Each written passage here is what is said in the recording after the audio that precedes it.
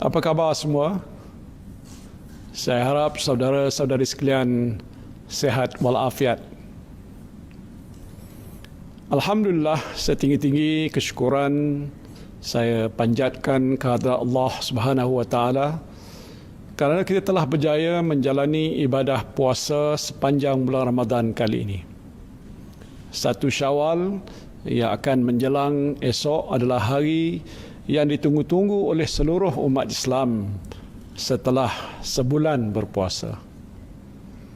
Aidilfitri yang akan disambut esok bukan sahaja diraikan sebagai tanda kemenangan melawan hawa nafsu, menahan diri daripada lapar, dahaga dan perkara-perkara lain yang membatalkan ibadah puasa, tetapi juga sebagai tanda kejayaan umat Islam kembali kepada fitrah sebagai hamba Allah yang bertakwa. Sebagaimana firman Allah dalam surah Al-Baqarah ayat 183, Ya ayyuhallazina amanu kutiba alaikumus siyam kama kutiba alal lazina min qablikum la'allakum tattaqun. Wahai orang beriman, diwajibkan ke atas kamu berpuasa sebagaimana diwajibkan ke atas orang sebelum kamu, mudah-mudahan kamu beroleh ketakwaan. Ramadan kali ini agak berbeza. Kalau biasanya kita berjemaah di surau ataupun masjid untuk mendirikan solat tarawih, tetapi kali ini kita berjemaah di rumah bersama ahli keluarga. Oleh kerana mematuhi garis panduan ataupun SOP Perintah Kawalan Pergerakan Bersyarat atau PKPB, kita juga tak bersesak-sesak mencari juadah berbuka puasa di bazar Ramadan atau menikmati buffet Ramadan di restoran dan majlis-majlis berbuka puasa. Sebaliknya, kita berbuka puasa secara sederhana saja dengan juadah yang disediakan oleh isteri ataupun ibu kita. Semuanya ini ada hikmahnya. Setelah sebulan bertarawih di rumah bersama ahli keluarga, ramai bapa yang dah pandai jadi imam. Anak lelaki jadi Bilal, isteri dan anak-anak yang lain jadi makmum. Saya pun jadi imam di rumah. Dan anak bongsu saya, Farhan, jadi Bilal. Isteri, ahli keluarga yang lain dan juga pembantu rumah menjadi makmum.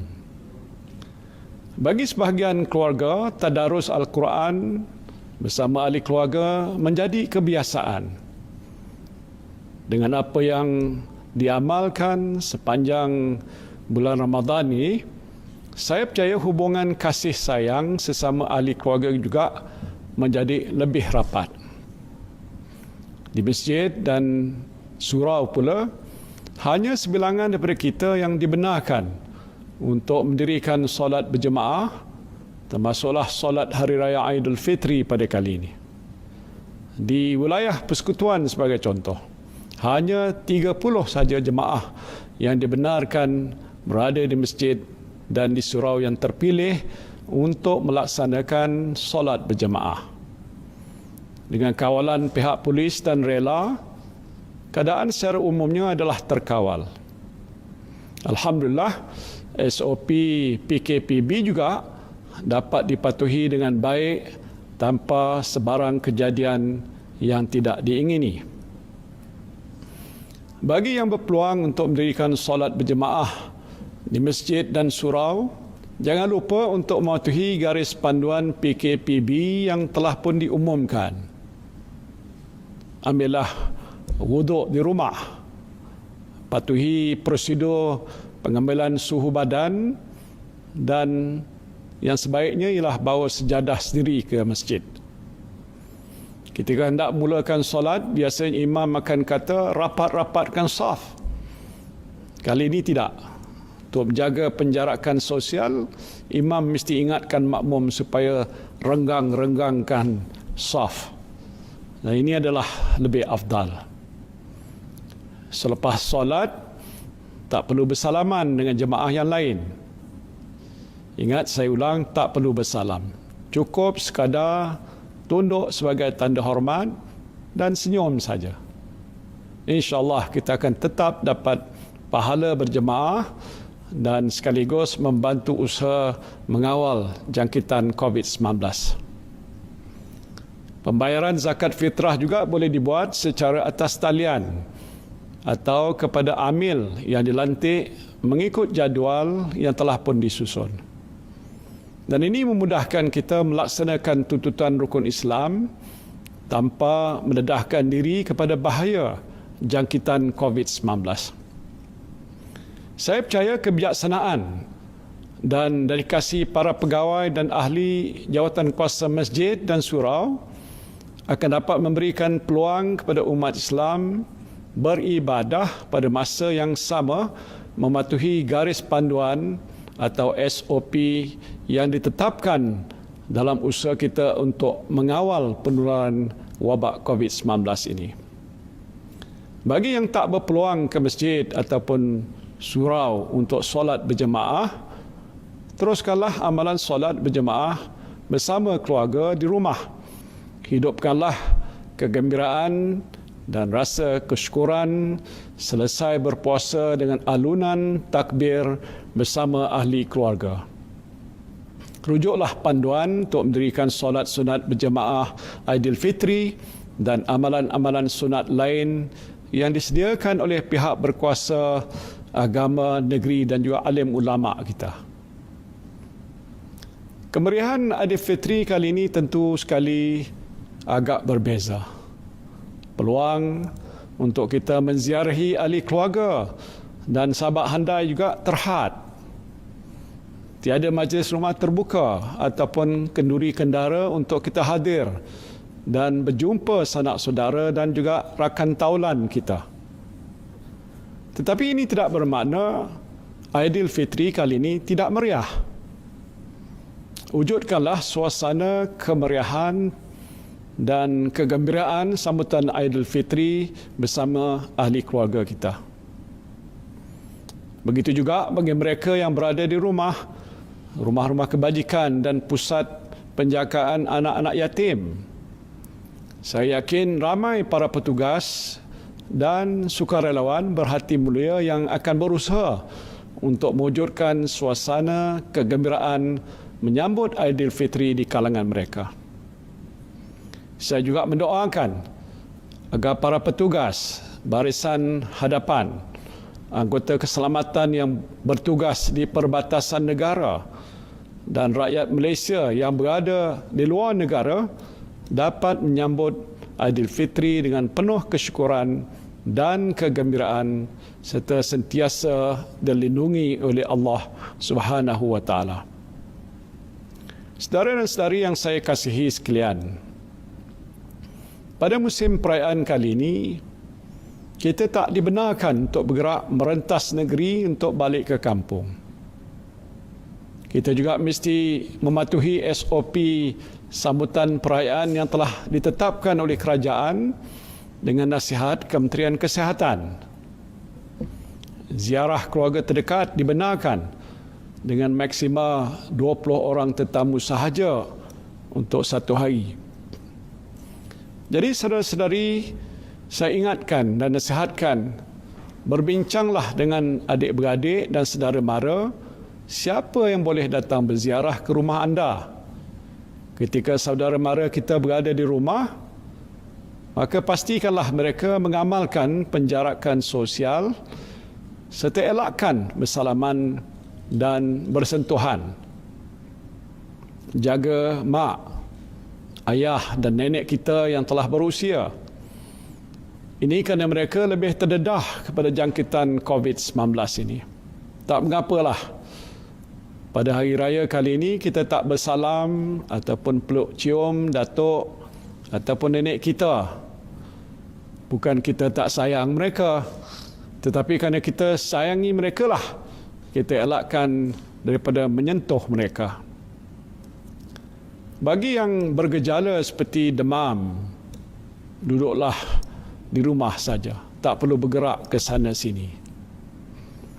Elakkan bersesak-sesak di tempat ataupun ruang yang sempit. Pastikan anda jarakkan diri daripada tetamu yang lain.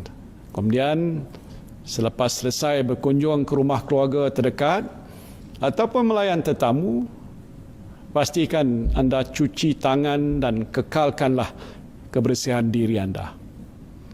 Bagi tuan rumah yang menerima tetamu, bersihkanlah rumah anda dengan segera. Elakkan juga menziarahi pusara. Ini kerana kawasan perkuburan biasanya menjadi antara tempat tumpuan di hari perayaan ini. Kita nak hindari saudara-saudari daripada berhimpun di satu tempat yang boleh mendedahkan diri kepada penularan wabak COVID-19 ini. Semua ini penting supaya kita dapat menyambut Aidilfitri dan pada masa yang sama mengelakkan risiko penularan wabak COVID-19 selepas cuti perayaan. Dan saya perlu sebutkan perkara ini kerana di beberapa buah negara lain, wabak COVID-19 menular selepas musim perayaan. Kita nak elakkan perkara seperti ini berlaku di negara kita. Na'udzubillah. Jadi biarlah kita ambil langkah-langkah yang lebih berhati-hati supaya kita selamat di kemudian hari. Bab kata pepatah, sesal dahulu pendapatan, sesal kemudian tiada berguna. Saya ingin tegaskan bahawa keputusan yang dibuat oleh kerajaan mengenai garis panduan hari perayaan adalah bersandarkan kepada prinsip maqasid syariah, iaitu memelihara nyawa. Kita korbankan sedikit adat ataupun kelaziman kita demi untuk mengelakkan jangkitan COVID-19 dan menyelamatkan nyawa kita serta orang-orang di sekeliling kita. Saudara dan saudari yang saya kasihi sekalian, alhamdulillah, kita bertuah kerana kita memiliki kemudahan kesihatan antara yang terbaik di dunia. Kita juga mempunyai doktor, jururawat dan petugas barisan hadapan yang berkhidmat dengan penuh dedikasi dan profesional. Kerana itu, setakat ini kita menjadi antara negara yang paling berjaya mengawal penularan COVID-19.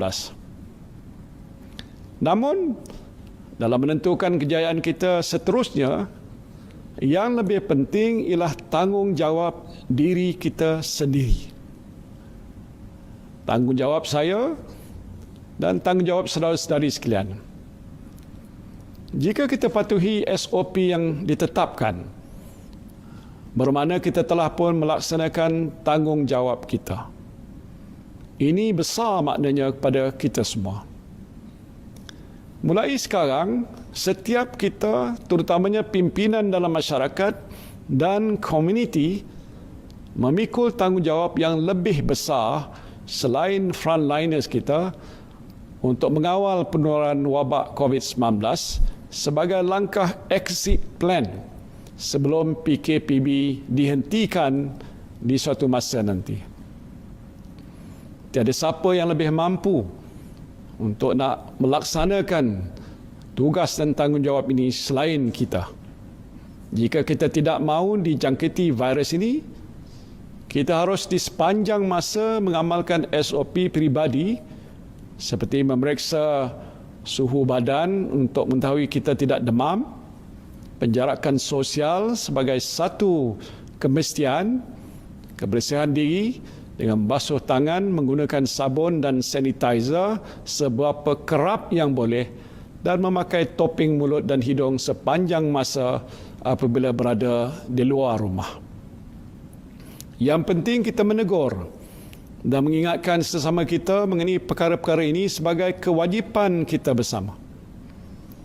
Hanya apabila ini sudah jadi resam biasa kita, maka barulah kerajaan dapat memutuskan bila PKPB ini tidak dikuatkuasakan. Kita telah pun berada di hujung Ramadan dan di ambang Syawal ini. Apa yang penting ialah kita tidak sesekali melupakan tujuan Allah Subhanahu wa taala memfardukan ibadah puasa ke atas kita, iaitu untuk mencapai ketakwaan, serta Aidilfitri sebagai tanda kemenangan dan kembalinya kita kepada fitrah. Mudah-mudahan Allah Subhanahu wa taala menerima amal ibadah kita di sepanjang Ramadan ini dan kita semua menjadi hamba-Nya yang lebih bertakwa. Di kesempatan ini saya ingin merakamkan setinggi-tinggi penghargaan kepada petugas barisan hadapan dan semua rakyat Malaysia yang senantiasa memberikan sokongan padu dan kerjasama pada kerajaan dalam memerangi wabak COVID-19 ini. Setiap kali menjelang hari raya, saya terkenang lagu Allahyarham Datuk Ahmad Jais. Saya tak pandai menyanyi, tapi saya hanya nak sebutkan apa kata-kata dalam lagu itu, ialah selamat hari raya Aidilfitri mulia, ampun maaf dipinta, mensuci hening dosa. Setahun menghilang, sekarang menjelang hari yang bahagia, selamat hari raya. Saya, isteri dan seisi keluarga ingin mengucapkan selamat hari raya Aidilfitri, maaf zahir dan batin kepada saudara-saudari sekalian dan semua umat Islam di mana jua anda berada.